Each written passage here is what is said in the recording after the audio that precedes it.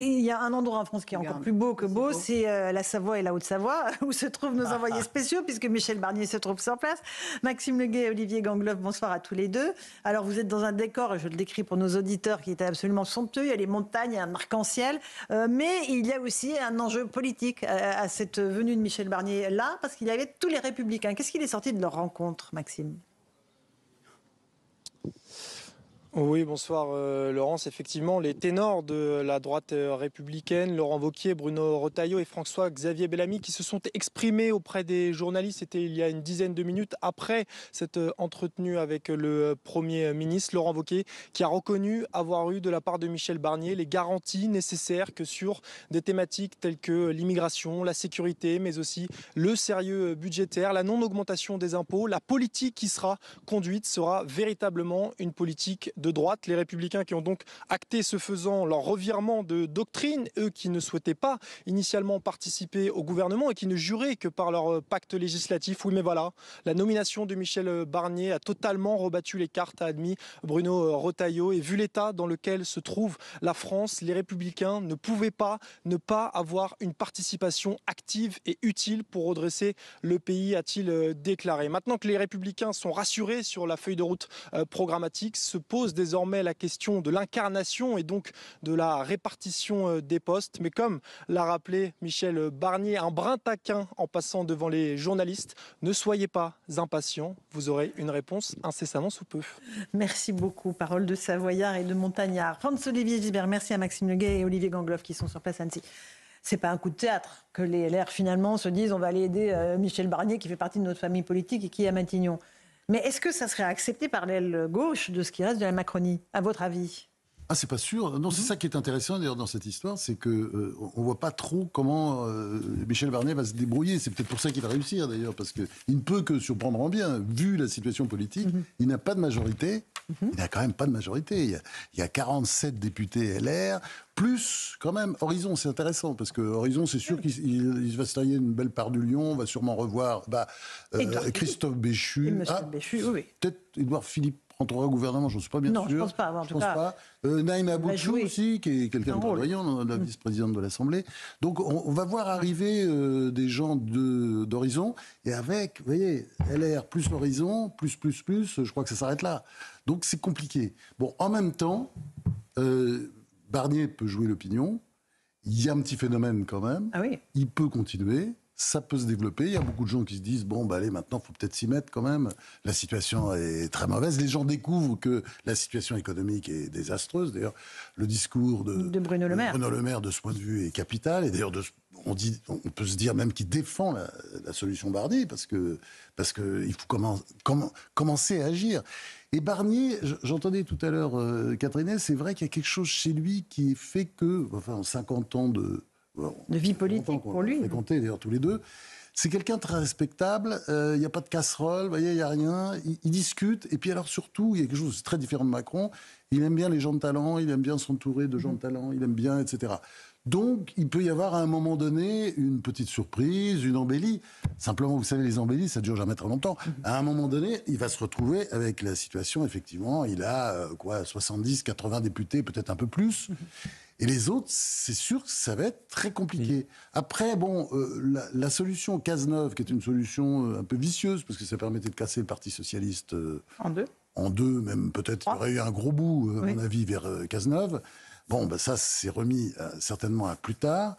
Mais je pense que Barnier, ça peut le faire, mais peut-être pas un an, quoi. Mais Jean-Sébastien Ferjou. Peut-être que sa faiblesse, si il après, on écoute. C'est sa force. justement, Sa faiblesse, c'est sa force. peut devenir une force. Parce qu'il y a un parti de l'ordre dans le pays, une espèce de parti légitimiste. Alors, pas de gens qui seraient légitimistes vis-à-vis de Michel Barnier en particulier ou d'Emmanuel Macron, mais de gens qui veulent que le pays fonctionne, qui veulent qu'il y ait un budget, qui veulent que les choses avancent. Et ces gens-là, ils sont aussi bien chez Édouard Philippe que chez Gabriel Attal, que chez LR, que en partie au Rassemblement national ou pour partie au Parti socialiste. Il n'y a que Jean-Luc Mélenchon qui peut jouer la révolution permanente. Et les écolos, il faut les mettre ensemble, les deux. Oui, exactement. Eux, la gauche radicale peut jouer la révolution permanente, la désobéissance civile, etc. Ça convient à son électorat, mais beaucoup moins les autres. Parce que s'il avait un seul ennemi, Michel Barnier, s'il avait une majorité très faible face à un seul ennemi, ou en tout cas face à un seul adversaire politique plus exactement, oui, ce serait très compliqué parce qu'il serait en permanence sous cette tutelle-là. Mais là, il en a plein. Et donc, comme chacun d'entre eux, vis-à-vis de cet électorat légitimiste, ne pourra pas trop porter la casquette de ceux qui empêchent les choses de se faire,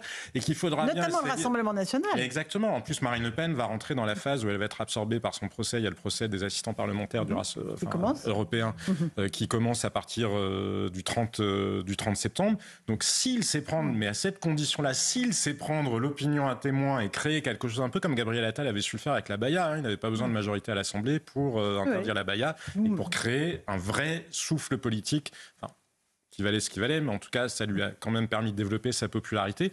Il y a une carte à jouer pour Michel Barnier à cause justement de cette multitude d'adversaires. Alors, on va va juste écouter Michel Barnier qui promet un gouvernement pluriel et représentatif. Et je vous passe la parole.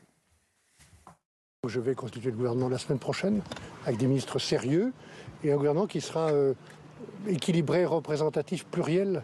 Et naturellement, ma famille politique, il n'y a pas de problème, chacun aura sa place. Et puis après, il y aura du travail pour tout le monde. Beaucoup de travail, beaucoup de ténacité, beaucoup de courage. Tout ne viendra pas de Paris. Et je veux, à tout prix, vous le verrez dans la formation du gouvernement, favoriser le travail en commun avec les collectivités territoriales, quelles qu'elles soient. Chacun a sa place. On a besoin de tout le monde. Ce pays ne doit plus être centralisé comme il est aujourd'hui. J'ai ouvert ma porte, j'ai dit que j'étais prêt à recevoir tout le monde et je travaillerai avec tout le monde. J'ai dit dès le premier mot sur le perron de Matignon que je veux travailler dans le respect du Parlement et de toutes les forces, je dis bien toutes les forces politiques qui le constituent, parce que ces forces politiques, elles représentent des millions de citoyens, des millions de personnes. Voilà pour Michel Barnier, Céline Pina. Tous les mots-clés sont là, sérieux, respect, pluriel.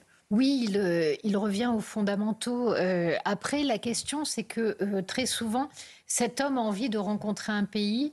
Ce pays a envie d'un petit peu d'apaisement, mais est-ce qu'il n'est pas déjà tellement polarisé que la rencontre se pourra? On voit beaucoup d'espoir, on voit moins les petits cailloux qui pourraient tracer un chemin. Après, il a un autre atout, c'est que la situation est tellement bloquée qu'on peut se dire, tiens, si lui pouvait faire passer 2-3 mesures un peu touchy, qu'on n'a pas envie, nous, d'assumer, nous, gauche centristes, nous, droite, centristes, et qui pourrait amener une forme de soutien sans participation du RN, il y a peut-être quelques petites réformes qui pourraient passer et qui arrangeraient tout le monde. Donc on va voir si on est dans la rationalité ou si la folie furieuse qui a l'air de s'être emparée de nos élus continue et s'ils font exploser leurs nouveaux jouets. Catherine, oui, d'ailleurs, il l'a dit sur le perron de Matignon, il l'a dit autant faire que se peut, on va essayer d'améliorer les choses, mais il ne parle pas de révolution, il parle de progrès.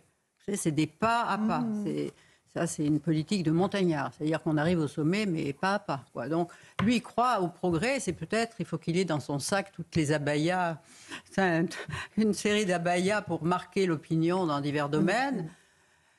C'est quand même, le challenge est difficile. Et c'est vrai que, dans le fond, on a le sentiment aujourd'hui, parce qu'on a envie de paix, qu'on est dans une grande précarité. Tout le monde est dans une grande précarité. D'ailleurs, tous les tenants de l'Assemblée nationale, on ne sait pas, donc... après tout, combien de temps ça va durer et qui a les clés de la durabilité de ce... c'est Madame Le Pen. C'est elle qui, pour l'instant, non censure et non participation. Mais quand est-ce qu'elle va se réveiller? Alors, c'est vrai que l'automne ne va pas être la saison la plus favorable à cause du procès et elle va pas vouloir créer le chaos alors qu'elle-même est dans une situation difficile. Mais vous voyez que un sondage aujourd'hui dit qu'elle est en tête des intentions de la présidentielle. Donc on a tout fait pour la démolir. Elle avait 11 millions de voix. Je me demandais si c'était un matelas de voix, mais un matelas qui pouvait se dégonfler parce qu'elle a tellement recueilli de voix. Et peut-être pas. En tous les cas, c'est vrai que... dans le fond, c'est la vie de tout le monde qui est un peu... elle tient tout le monde en otage, finalement. Alors... c'est ça qui est c'est une situation inédite et en tous les cas, nous n'entrons pas en cohabitation. Non, ce ne sera pas une cohabitation parce que le Premier ministre n'a pas la majorité et donc il ne peut pas imposer au président une politique. François-Olivier Gisbert. C'est une situation très étrange, mais alors, il y a évidemment un point, s'il s'inspire par exemple de ce que disait Jean-Luc Mélenchon, qui est un très bon politique, il ne faut jamais l'oublier, il disait mais c'est pas grave, on n'aura pas la majorité, mais on peut gouverner par décret. Et je pense que Michel Barnier peut, effectivement, on parlait de mesures type Abaya et autres, C'était par peut décret. gouverner beaucoup par décret. Et là, il peut surprendre, il peut devenir populaire. Et ça peut être gênant pour les macronistes qui auront très envie de le faire, évidemment, dans les prochaines semaines.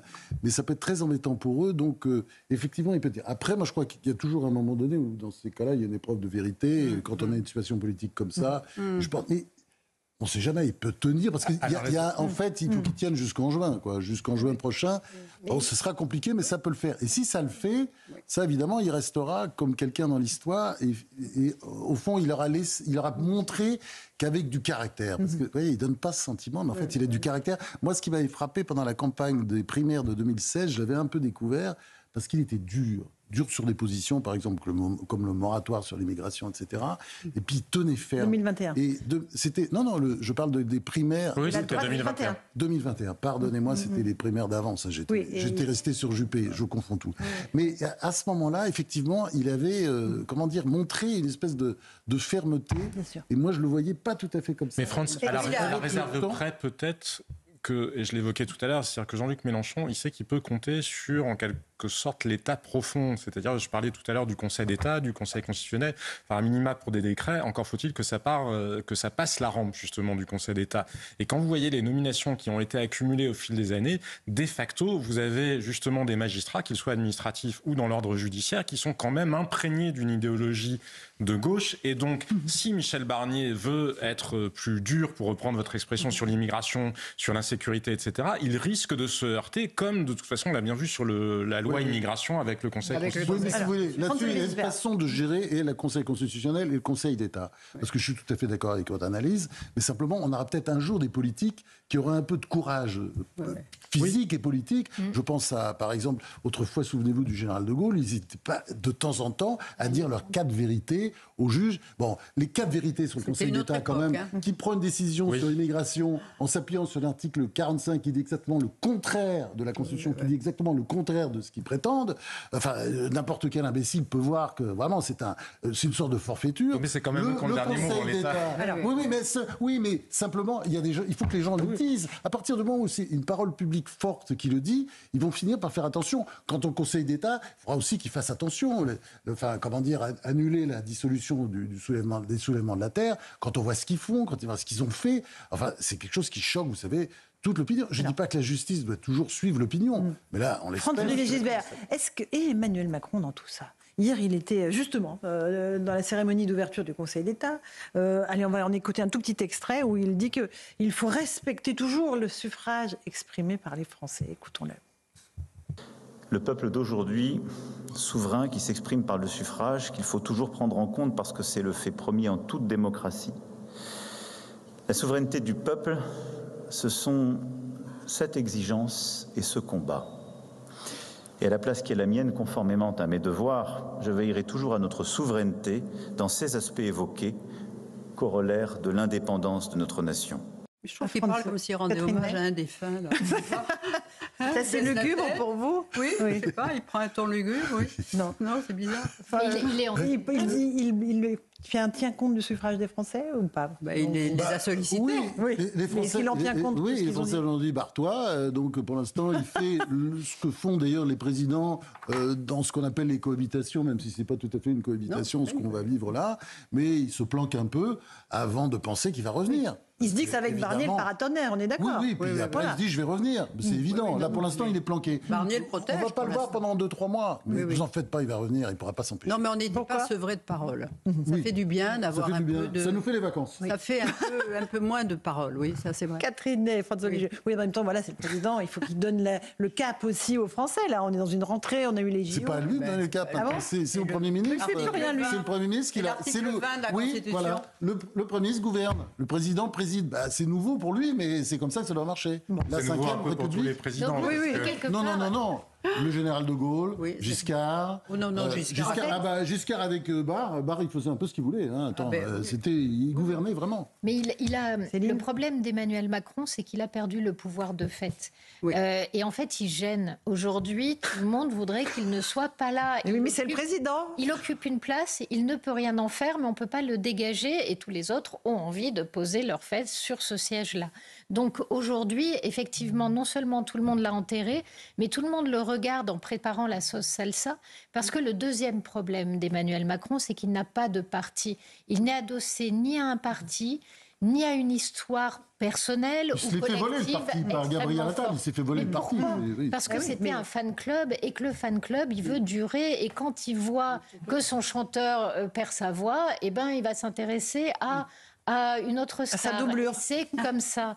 Donc aujourd'hui... Et puis il y a Horizon qui ramasse aussi. Voilà, qui a Édouard encore Philippe qui ramasse des intérêt- députés. Il là. grignote. Voilà, Il grignote des députés. qui a encore intérêt à il y a deux soutenir députés. Macron et à l'aider. Oui, Plus oui, grand c'est- monde. C'est d'ailleurs Jean-Sébastien. au-delà. Moi, je crois qu'il arrive à Emmanuel Macron quelque chose de très spécifique. Il n'est pas le premier président à ne plus avoir de majorité au Parlement, mais lui n'a plus de majorité présidentielle. Une majorité présidentielle, c'est quelque chose d'un peu insaisissable parce que c'est le jour du deuxième tour, vous avez tant de voix, mais c'est aussi autre chose. C'est les forces dans le pays qui vous ont porté au pouvoir. Le général de Gaulle le disait très bien après l'élection présidentielle de 1965. Il disait « Je constate que j'ai fait bien plus de voix au premier tour, de mémoire, il avait dû faire 45% que la totalité des partis me soutenant, ce qui montre bien que le président est autre chose qu'une majorité parlementaire. Mais la majorité présidentielle d'Emmanuel Macron, c'était aussi les milieux d'affaires, c'était aussi les grands corps de l'État, c'était aussi des Alain Minc, bref, c'était aussi beaucoup de gens qui avaient contribué. Et non seulement là, il n'a plus son parti, il n'a plus de majorité parlementaire, mais il n'a plus non plus tous ces gens-là qui, dans la société française, y croyaient ou n'y croyaient pas, mais en tout cas voyaient leur intérêt à le porter. Et ça c'est sans précédent dans notre histoire. Catherine ? Oui, c'est vrai, il a perdu sur ce tableau-là et il a énormément déçu. Donc le sortilège a cessé. Et là, alors bon, il est élu pour 3 ans, on ne lui conteste pas, on ne peut pas le mettre dehors, et lui-même Certains n'avait pas ont envie de tenté la partir. destitution d'Emmanuel Macron. Oui, mais enfin, c'est pas jouable, Ça ça va pas le faire. Donc, je ne sais pas comment il va pouvoir... je suis même pas sûre qu'ayant fait cette faute de la dissolution, il recommence dans 1 an. Oui, il ne souhaite pas, a priori. Hein. Je sais pas... Il ne souhaite pas redissoudre, hein, le président Voilà, Macron. parce que ceux qui restent fidèles à Jean-Luc Mélenchon, et d'ailleurs Olivier Faure l'a dit, mais oui, il a dit, oui, il joue sa réélection déjà dans 1 an. Donc ils vont se tenir bien tranquilles. Mais qu'est-ce que pourraient dire les électeurs ? On n'en sait rien. François-Olivier Gisbert. Oui, moi j'ai tendance à penser qu'il y a un phénomène nouveau, parce qu'on a déjà connu des phénomènes de cohabitation avec le président qui se rebecte, etc. Là, on a une situation quand même très différente des autres périodes, c'est que la campagne présidentielle a commencé quand même depuis très longtemps.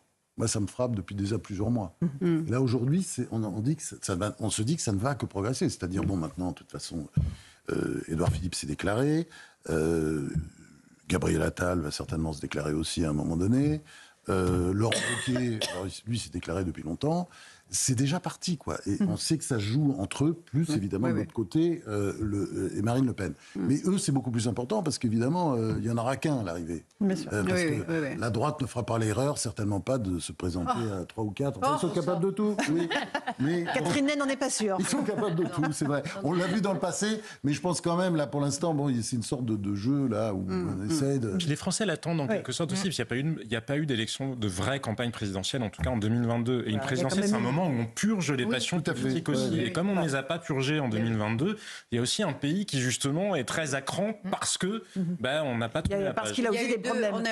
Oui, justement. Catherine Ney, le dernier mot. Non, mais il y a eu, ils n'en ont pas eu 2 campagnes qu'ils attendaient. Il n'y a pas eu de campagne pour la présidentielle. On n'a pas su quel était son parti. Mais il n'a pas fait campagne pour les législatives. Il n'a pas demandé aux Français de lui donner une majorité. D'ailleurs, ils l'ont exaucé, ils ne l'ont pas donné. Et là, il y a quand même un déficit de parole. Lui qui parle tant, là, vous voyez, il est passé, on est du trop plein au trop peu. Et ça, il l'a payé cher. Bon, le dernier mot, France. Parce que je pense que la vérité, c'est qu'il n'a pas voulu de campagne.